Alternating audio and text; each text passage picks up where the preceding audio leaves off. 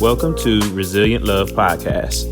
Join hosts Quentin and Brianna as they discuss tips on love, life, and business. Let's get into this next episode.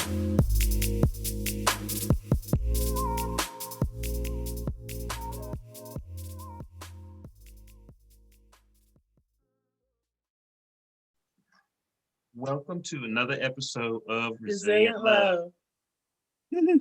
We are excited. You see, we got a special guest with us today. So, Miss Hoover, would you mind go ahead and jumping right in and sharing with our audience who you are and your business?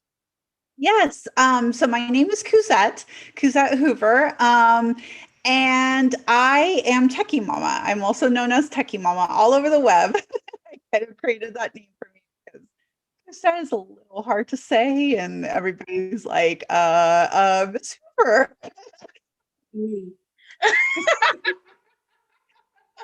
So, but Techie Mamma also really explains me a lot because I grew up in tech. My dad was an IBMer. I was born in Silicon Valley. I say that I moved to Silicon Hills because now we're in the Austin area, and I moved there with my family when we were about 10. My dad got relocated to do a special project. So I grew up in tech and I loved it from day one. And I studied technology or computer science. And I also had a love of education all throughout. And so I went forward with my studies into educational technology. So looking at both the tech and the education. I taught at the university level. I love this. Pre-service teachers how to use technology in their classroom. And when I left my academic career and started my business, I took that with me. And so I now teach mompreneurs and other small business owners that want to join in how to use technology to automate, to kind of make things quicker, to build their website, to do all the things that they need to with their business. And awesome. So, yeah. Yes, that's nice. And as an educator, I'm just like, a dream. And I have a sister. She has her education technology degree already. She's going forward in her doctorate. And I mean, educational technology, that I should have went to school for that. I really should have, because I love technology. And you're a techie mom. So, and eventually I'll be a mom, but I'm techie. Thank you, lady. How did you get started? Like, what was the groundbreaking thing that really just pushed you to go in for it? Yeah, so it kind of just came very organically. I started Techie Mamma as just a blog. I needed an outlet because I was used to being in academia. I was on my way to get my PhD. So I was very much, in this mode of writing and reading and all this stuff. And then when your sidekick is a newborn baby who's just crying and pooping all day, I needed an outlet, some kind of just mental outlet. And so I started as a blog. It was very much just laid back. I didn't know anything about monetizing or SEO or anything, to any extent. I wasn't worried about that. I was just doing it for myself as a hobby blog. I looked at tech gadgets for babies because that was where I was at. So I did reviews on, there's a sock that measures how well the baby's breathing to kind of eliminate the anxiety that your baby will not breathe at night and stuff like that. There's all these different little tech gadgets and more come out every day. So I started with reviewing that, and then it grew into, I started meeting other moms who were starting businesses or had businesses on Facebook. And I was like, well, I know how to create a website. I'll create a website for you. And started working with these moms. And it just kind of continued to grow as I learned more. I tried to mentor others who were kind of a step before me, and create this community as well, because I think as moms who are also trying to build their business, I often compare your business as another child, because you're trying to Yeah. grow it, you're trying to nurture it, you're trying to, make sure it keeps it ongoing.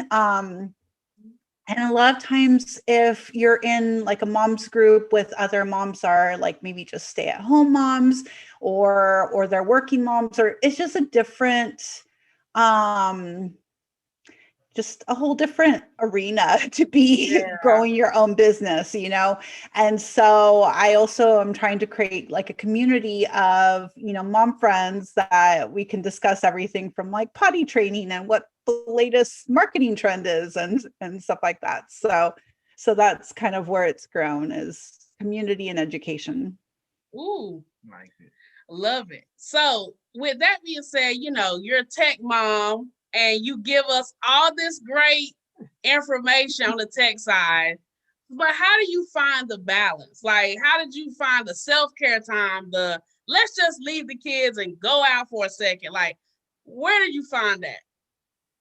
It's hard, especially in this time with the pandemic and everything.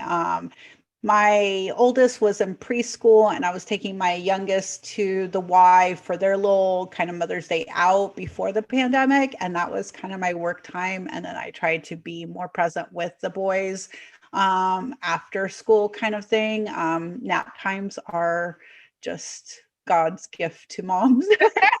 um, uh, My two unfortunately lost their nap time very early, but they sleep through the night, so that I am not complaining. That's a winner.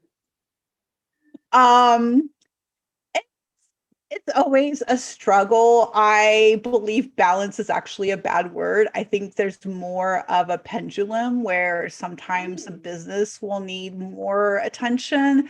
And sometimes your family will need more attention. And you kind of try and work that pendulum to a place where you're not, you're still going back and forth, and you're not staying in one side for too long.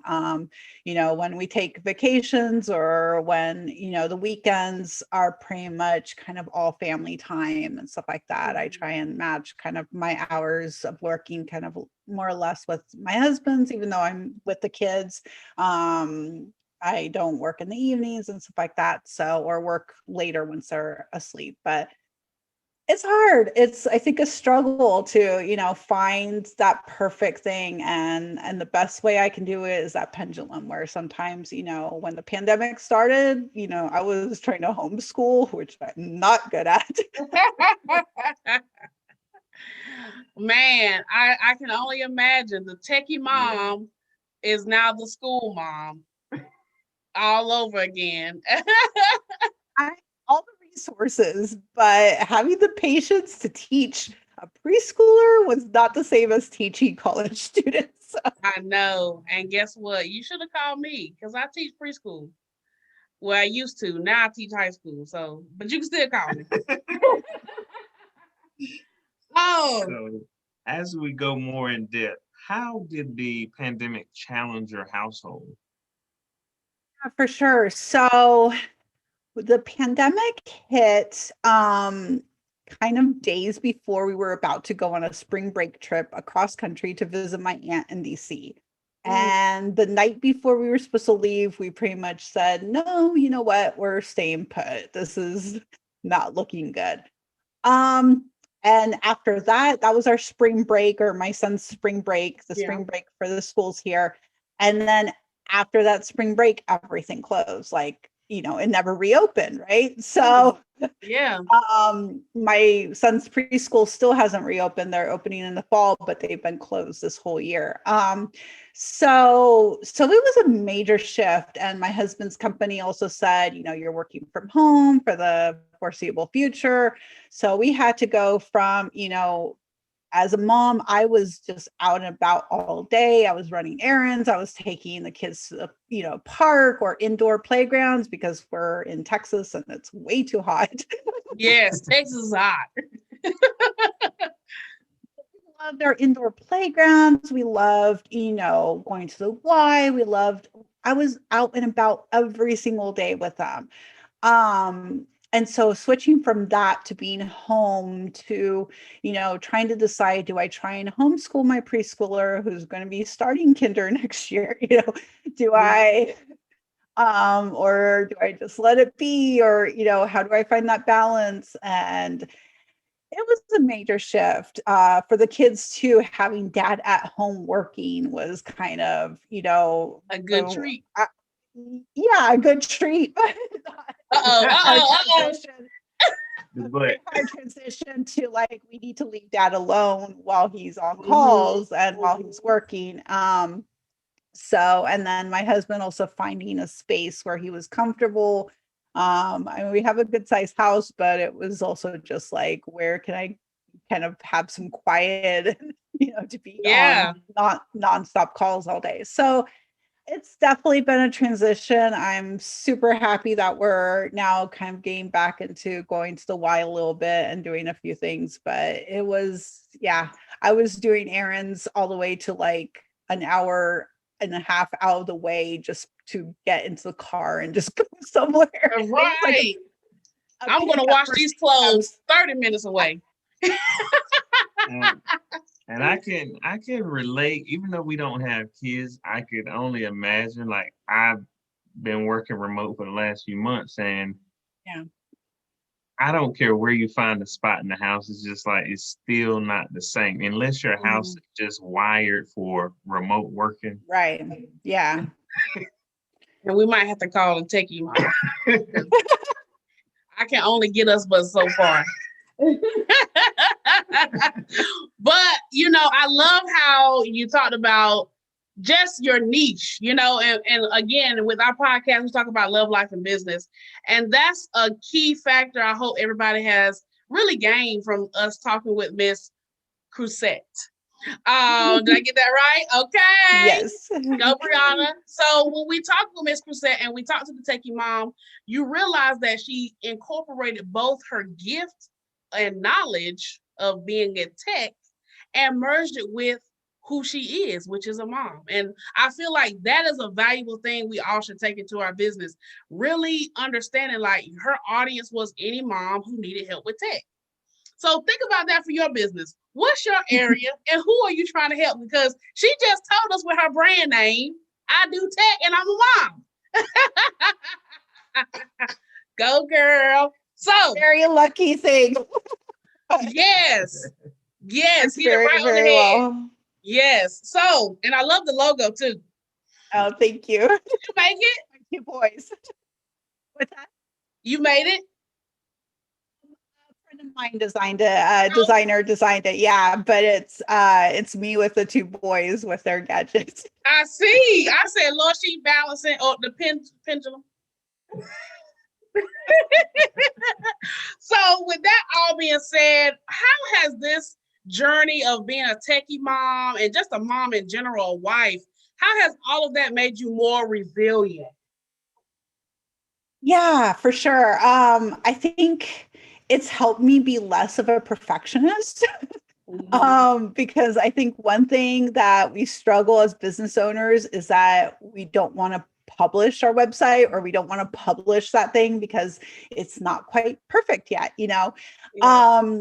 and I've really had to let that go because, and as an academic, I had a high, level of quality that I was aiming for too. And so I've really had to let that go because if I didn't press publish, then it's probably never going to get published because, there's a kid that's having an accident or sick or that. Right. Misfortune because I published a page before it was ready. And then that led to some issues. But at the end of the day, I'll own that, I'll say, yes, I was looking at your site and, I copied the design and then I never went back and made it my own. But that was life, and I'm sorry about that, but that was life. And if I didn't press publish, then, I would have never gotten it out there. And so I think, maybe I went too far in that situation, and that was a learning experience. But I think really the resilience has come from just being flexible and just taking a chance. And, I have a membership, and my memberships have come about with like, okay, let's do this. And then kind of figuring Good. out how to do it. And I think but for me, that's what's worked, because if not, then it would never get started. And if I can, serve others now with something that will grow and will mature, then great, and I'm happy to do that. So I think that's probably the resilience. Yes, and we can definitely see that, understand that. I mean, it's a powerful thing. Like you said, if you never hit publish, it will never get out there. Yeah.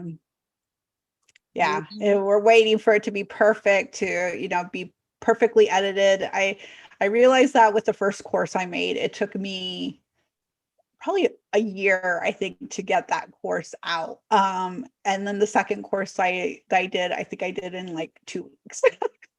There you go. Like, I'm just gonna do it. I'm just going for it. And that first course, I was super worried about the editing, that there were no, ums or but, or, kind of fillers and stuff like that. I sent it off to get edited, and I should have just published it. By the time I got it out there, some of the content, also with tech, it changes so quickly that some of the content was already outdated, and I had to re-record.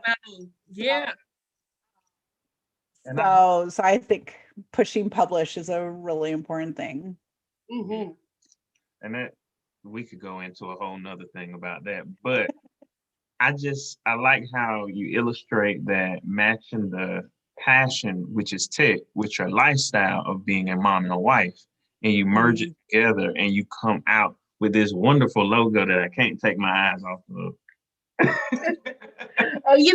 That it really helps, encourages us, because we're not parents yet, but we recognize that, as you mentioned, your business is your baby. So right now we're nurturing this podcast. We're nurturing my tech business. I'm a little techie, and we're nurturing his business, and that's going to help us in the future. So I really appreciate that too. Mm-hmm. That's your first baby. Literally.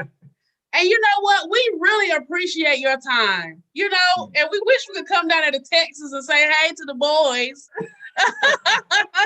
But go ahead and share with everybody where they can follow you and keep in touch. For sure. So as you can probably guess, I'm Techie Mamma and just about everything. That's Techie with an IE, and then Mama with 2 M's. Have a little bit of a Spanish flair in there, but techiemamma.com is my main website. And from there, you can check out the memberships and the courses and anything that you need, or just click on the chat and start chatting with me and let me know. Oh, we're talking directly to you. On the chat, yes. Well, we should probably chat. That matches tech, though. She takes care of her own back office. I think it's unique because most times when you deal with tech, I know for my job, when I'm dealing with tech, it's like, who am I going to get this time? So, but we're getting Techie Mamma. So just that personalization is just nice. Mm-hmm. Yeah, for sure. So guys, what you want to say?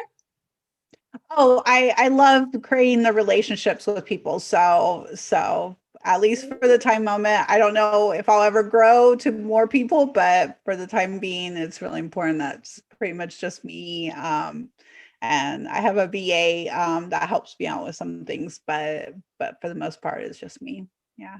Oh, I might have to hit you up with the VA part, because I've heard VAs a lot. Like, I may need a VA to help me out. But guys, we have enjoyed you, Miss Cousett. I gotta say it like that, your little flair right there. But we have enjoyed her and her business, Techie Mamma, and I hope you guys have enjoyed this episode of Resilient Love. See you guys next one.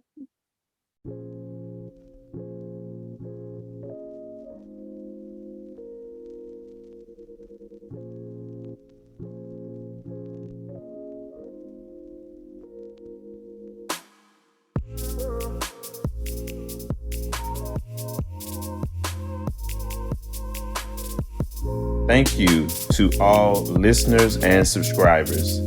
Follow us on Instagram, Facebook, and YouTube. Leave us a 5-star review on Apple so that we can continue sharing resilient love. Thanks for listening.